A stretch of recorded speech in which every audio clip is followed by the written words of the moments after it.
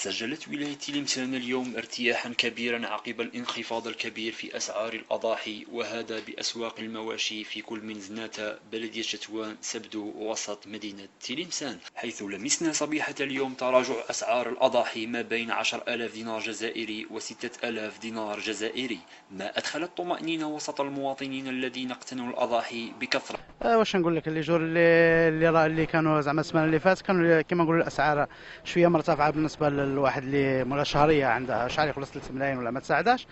بصح بالنسبه هذو اللي السمانات التاليه هذه 3 جور 4 جور كومام، زعما المسكين نجم يشري نجم يعيط، زعما اسعار تساعدوا شويه. وتوفر سوق زناتة على أضاحي بمبالغ معروضة 28,000 دينار جزائري و 25,000 دينار جزائري. فريمون زعما لا سومان الاولى ولا سومان اللي قبلها المال كان شويه طالع، ودروك الحمد لله قول بالك ديفيرونس تاع مليون في الخروف، الناس كاع فرحانه، صافي بليزير. نبيعوا الحولين تاع 5 ملايين رانا نبيعوه ب 27 28.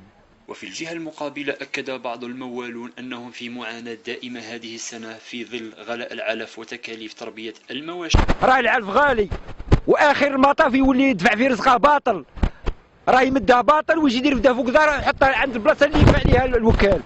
كاتلنا العجاج، كاتلنا الوسخ، كاتلنا الحبوبه كحله، الخدام ما كاش.